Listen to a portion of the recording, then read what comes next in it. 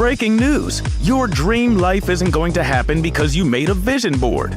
You're gonna need goals, grit, and some woo-woo shit. This podcast is about getting clarity on what you want, having the grit to do the actual work, and most importantly, constantly training your brain to be your bitch. Ready to be inspired? Here is your host, best-selling author, Una Duncan. Confession. I probably spent about $1 million in courses, coaching, and consultants. Okay, maybe not a million. I mean, the real confession is that I have a tendency to exaggerate, and I'm a sloppy accountant. But what I'm trying to say is that in my adult life, post-formal university education, I've spent a significant portion of my income every year on continuing education and personal development. On everything from money mindset and finances to personal stylists and interior designers to online marketing, online community building, intuition and spirituality, sleep and insomnia coaching, strength training and bodybuilding, how to better coach habits and nutrition, photography and videography, copywriting, public speaking, storytelling, all of it. And this is just in my life as a fitness entrepreneur. When I was an actor, I spent all of my money that I earned waitressing on courses on the art of clown, accents, Shakespeare, activating my diaphragm, being comfortable on camera, mask work, and accessing authentic emotion from my right knee or whatever the fuck. Anyway, here's what I've learned. When it comes to being really successful with any of those endeavors, there is one lesson that keeps coming up. And I'm going to tell you about that one lesson, but I'm not going to claim that this podcast episode is going to save you from spending $1 million on courses like I took the courses, so you don't have to, because I actually think you should go and buy all the courses and follow your curiosity. I honestly think that is some of the best money you could spend. You're curious about these things for a reason. That curiosity is a clue, and you should follow it. It's like a trail of breadcrumbs. Like, I don't know if I've mentioned this on the podcast before. I probably have. But a lot of times people get stuck because they say, oh, fuck me. I'm fucking 52 years old, and I don't know what I want to be when I grow up. Or they say, no, I do know what I want to be. I want to be a talk show host or whatever. But I have no idea how to make that happen.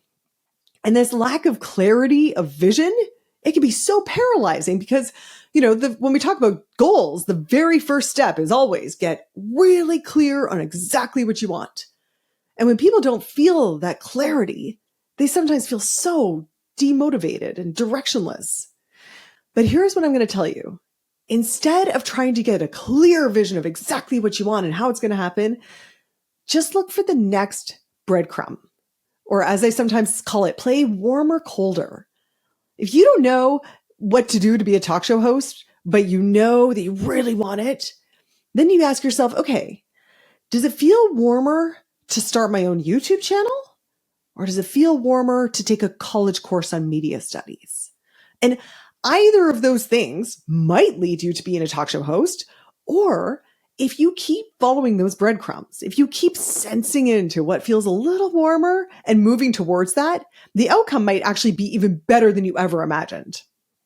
So in me following all my curiosities and taking these courses and going deep, really deep on some of these paths, I keep getting to the same one ultimate lesson. And I'm sharing it with you because it might be the lesson that you need to learn right now in whatever goal you are pursuing. Either that, or it will just be an expose of the lesson that Una needs to learn most. Maybe a bit of both. Let's do it. So the first thing to keep in mind whenever you're driving towards a goal is to understand yourself and how you learn and how you pursue things and what fuels you to take action and where you sometimes get stuck. In my fitness program, the Masters of Fitness Awesomeness, I developed 2 broad archetypes. I noticed that there are tigers and there are turtles. So let me tell you a little bit about my turtles. The turtles tend to, well, first of all, they just like to physically move a little slower. They do not love quick transitions during the workouts, for example. They also really like to feel like they've mastered something before they move on to the next thing. They are slower in their process, but they're really thorough. So for example, if a turtle was taking an online course, They would watch the whole lesson and they would watch the whole Q&A and they would take beautiful notes, like using different colored pens. And then they would make sure all of their questions were answered and they understood before they move on. When turtles come to my retreats, they want lots of advanced information so they can prepare. They want a detailed itinerary. They want an itemized packing list, and they want the license plate of the car that's picking them up from the airport. A turtle, you know what turtles do sometimes? They will watch my workout videos in advance of doing it the next day because they want to know what to expect. Turtles are awesome at keeping solid foundational habits because they really love predictable routine. And their downfall is that creating new habits, they sometimes get paralyzed because they feel totally overwhelmed with all this new information, or they feel really intimidated because people are going faster. And guess who's going faster? The frickin' tigers. So tigers just jump in without looking. Like a tiger would start making a recipe and then halfway through they'd realize, oh fuck, I don't even have most of these ingredients. Whatever, I'll substitute baking powder, baking soda, whatever, same thing. And they're fine. They will generally just want more. They want more variety. They want more intensity. They want more stimulation.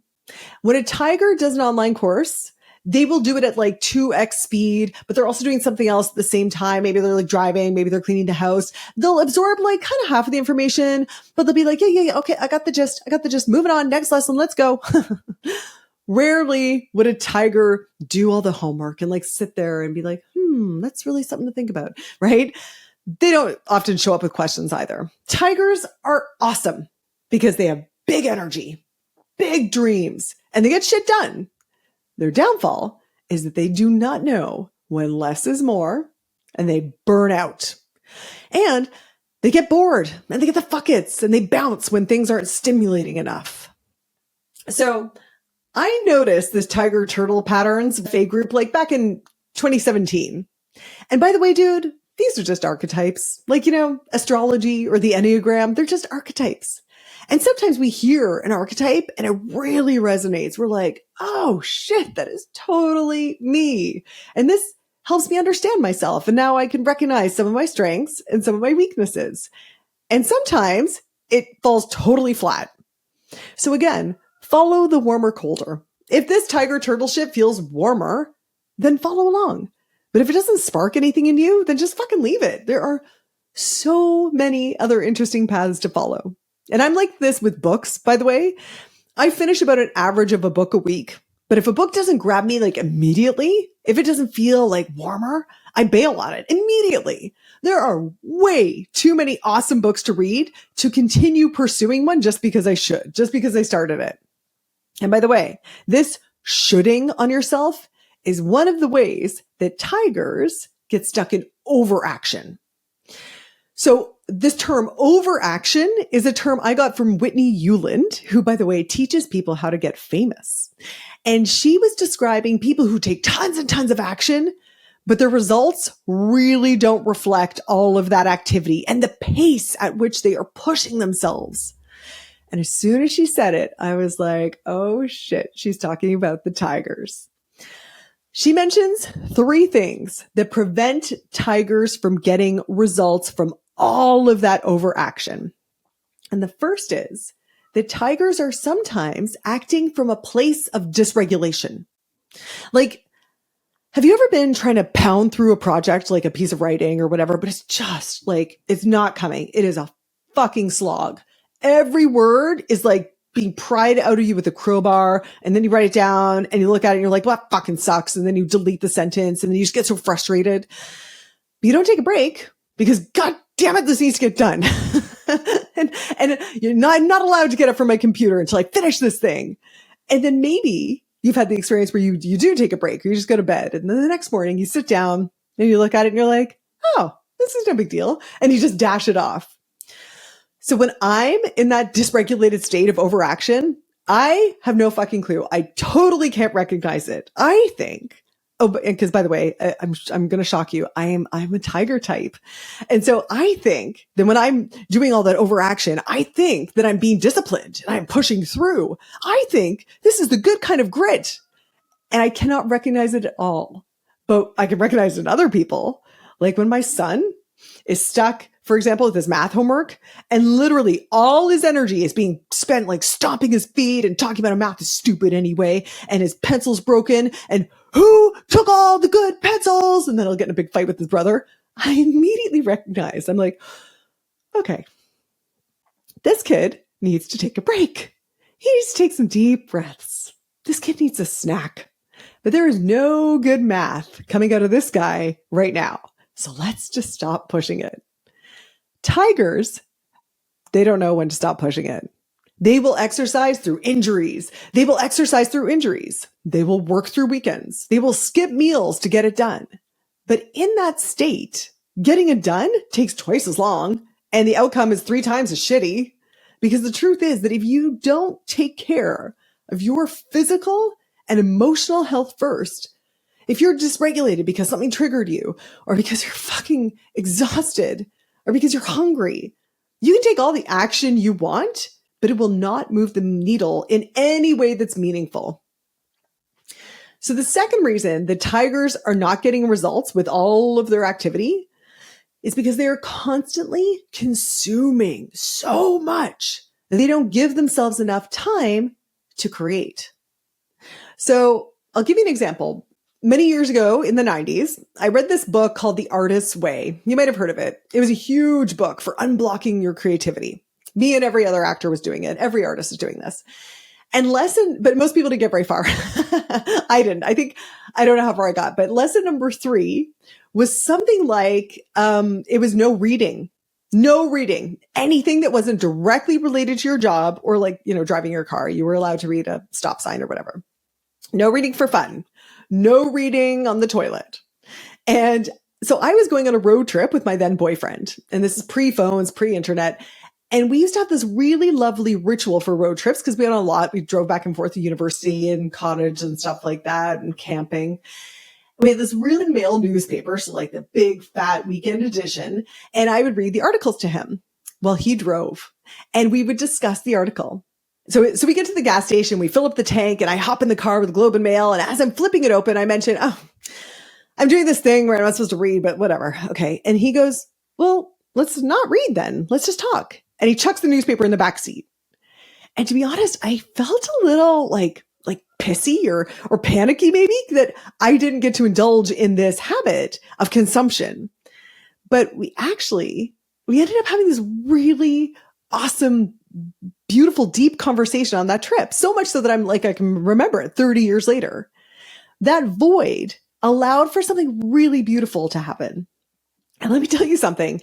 Tigers fucking hate a void. Another example. I'm in this little self-created mastermind group with some of the women that I met at an entrepreneurs group years ago. And it's amazing. We're in totally different fields, and we've really watched each other's businesses grow, and we've really supported each other through hard times. And there's this one woman, I'll call her Jane. She's so helpful because she has a resource or strategy for anything. If anyone says, oh gosh, I don't know how to grow my YouTube channel, or my sales pages aren't converting, Jane will always be like, oh, have you tried the blah, blah, blah method? Or, oh, I read a book about that. Or, oh, this person has the webinar that you need to check out for this. And at our last meeting, Jane was saying that she feels so stuck in her business. Like it's just not going anywhere, even though she's working so hard. And she is working hard. Like she's got an amazing podcast. She just released her second book. She's just rebranded everything. She just developed some software to go with her method. Like so much activity. But Jane had just plateaued. And the rest of us gently said, Jane, when's the last time you took like a break, like a real break? And I'm going to pause here and I'm going to let you guess what Jane said, because I'm guessing you might know it, Jane. So what did Jane say? Jane said, oh, yeah. No, I'm going to take a break just as soon as I get ABC done. Sound familiar? And she also said, okay, dudes, I like taking business courses. That's fun for me. And it is, like reading the Globe and Mail was really fun for me in the 90s because it's so stimulating, and tigers love stimulation. which is why they consume so much and why they bounce from guru to diet without ever leaving some white space to actually get clear on the usually pretty fucking simple actions that are needed to push the needle forward. And the final thing that causes tigers to not get results from all that activity is that they are living and dying by the task list, the to-do list. So remember how Jane was like, oh yeah, no, I'll take a break after I do ABC. So what happens after Jane does ABC? Then DEF is going to appear on her task list. And because Jane is someone who thrives on being an achiever, she's going to keep ticking those boxes without ever looking up from the checklist to see if there's some actual fucking progress being made. Everyone loves feeling successful. And for tigers, checking the damn boxes can feel like achievement when sometimes they really have to redefine what success is. Is it checking boxes or is it moving forward towards the goal? So for example, instead of being like, I am only successful with my fitness if I do this workout and if I eat 100 grams of protein a day, maybe it's like, I'm successful with my fitness when I eat and move in a way that makes me feel good every day, right? Like that's the fucking point. Okay, so let's talk about turtles for a second, or as Whitney Euland calls them, people who get stuck in inaction. But I actually disagree with her on this a little bit. I think it's underaction because it's usually not that turtles are doing nothing. It's just they're just not doing enough to get the results that they want. And that is almost always because they're scared. And don't get me wrong, the tigers, they're fucking scared too. The tigers are afraid of not projecting as an achiever. They are afraid of the void. They're afraid of not living up to their definition of success. Turtles have different fears. Turtles are afraid that they're going to do all this effort and it's not going to work. Like, why try when nothing I've ever done to lose weight has ever worked before? This effort's going to just drain all my energy and I'm going to have nothing to show for it and I'm going to feel like a fucking idiot. Or maybe they're afraid that it will work and that's going to be even more scary. Like they might think, oh my God, well, what if I do get a book deal? And what if it gets published and then no one likes my book? Or what if they all laugh at me? You know, that thought is certainly going to prevent you from writing, from sending pitches to editors, even if it's like a really subconscious kind of thought. Or they might think, what if I do get in front of a big audience and I get to give a TED talk, but that is so much work to prepare and my family life is going to suffer. And also, what if it gets a whole bunch of negative comments online? Now, can you see how this energy would just keep you so stuck? Or, what if I succeed as a real estate agent and I'm in the top 1% and I'm super wealthy and I get to hire a housekeeper and an assistant, but then everyone thinks I'm like a rich bitch? Now listen, I know that all those examples sounded like I was accusing turtles of being obsessed with some adolescent, oh, what if they laugh at me fear? But dude, we all have that fear. We all have that fear. We have evolved to have a mortal fear of social rejection. Because in times past, being evicted from the herd actually meant like starvation and death. And although our rational minds might realize that like, okay, a couple people sniggering about my new Etsy store business is not a big deal. I will survive. But there might be a part of you that sees that as truly fucking terrifying. Which is why, hold on, side note. If that's you, the best thing you could do is join a course that has a group of Etsy entrepreneurs. Listen, if we automatically regulate to the herd, which we do, why not consciously choose the herd that's heading in the direction that you want to go? This is why it fucking astounds me. Like, it sounds like I'm pissed, but I'm honestly just astonished that people will join my 28-day transformation program and they don't join the Facebook group. Like, I know everyone hates Facebook, but the reason that Facebook can be so horrible is because you regulate to your feed. And because the algorithm gives us more of what gets a reaction out of us, our feeds are often by design really triggering. So of course we get all dysregulated after consuming that. It's so fucking powerful, but we can use that power for good when we take the time to consciously create and curate our online communities to be the things that make us laugh and feel inspired and that push us towards our goals. And then we regulate to that. And that is a very good thing. Okay, let's get back to turtles. The only thing more fucking terrifying than being estranged from the herd is being estranged from yourself and who you think you are, which is another reason why turtles might get so paralyzed, because they have a conflicting identity. I can't make more money because I pride myself on being middle class and rich people are assholes. I can't join a Facebook group or build a following on Instagram because I'm not a social media person. Social media people are stupid. I can't lose weight. It's just genetic. No one in my family has ever been able to lose weight. That's just part of being a Fitzsimmons. I just made that up. If your name is Fitzsimmons, I am not talking about you. Okay. Oh, listen to this interesting story about identity. So they did a study where they asked participants, do you feel like a lucky person? You know, some people are like, oh yeah, I'm always lucky. I always win things. And some people are like, oh no, I'm so unlucky, blah, blah, blah. And then, you know, they distracted them, getting them doing something else. But what they did was they planted a $20 bill on the ground. And the people who identified as I'm not a lucky person, they didn't even fucking see the $20. Whereas the people who identified as lucky were much more likely to be like, hey, $20. Oh, look what I found. Your identity will literally shape your reality. And if your identity doesn't allow you to be successful in this area, it's not going to happen until you update that identity. And here's the biggest thing that gets in the way for turtles. It's a shame spiral. Tigers tend to get pissed and frustrated.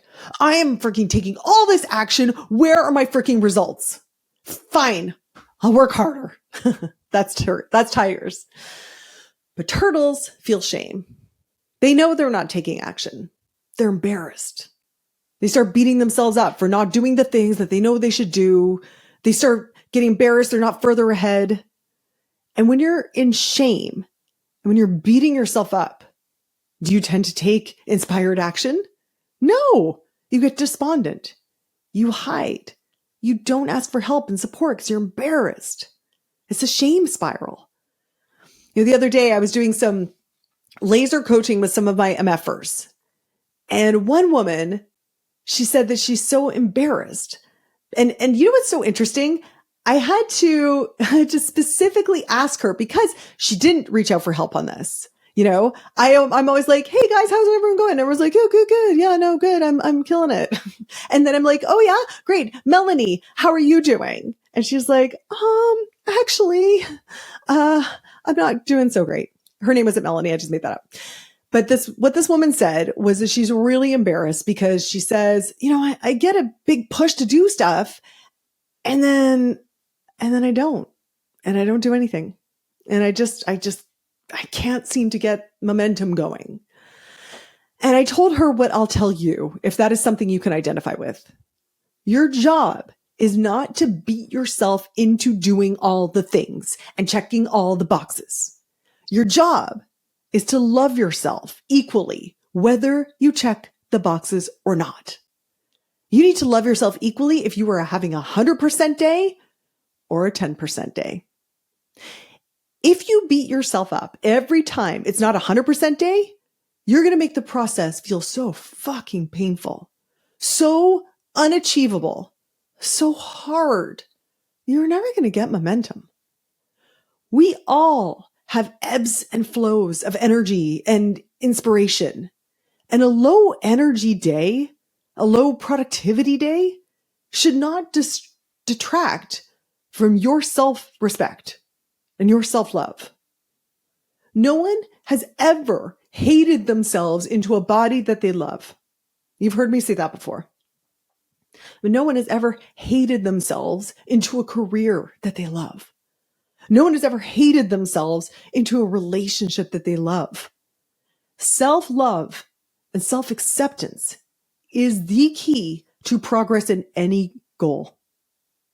And I wanted to share that because every time I go deep into a new area of learning that sparks my curiosity, oh fuck, there it is again.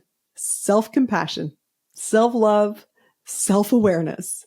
And every time I learn the lesson, it seems like there's another layer of that onion to unpeel. Recently, I did an interview for the podcast with a stylist named Janine Jacob. And it's coming out next week, actually, episode 58. So I'm going to give you a spoiler. I was asking Janine about the secret to her considerable success. And she mentioned that she started asking herself, how can I love myself more?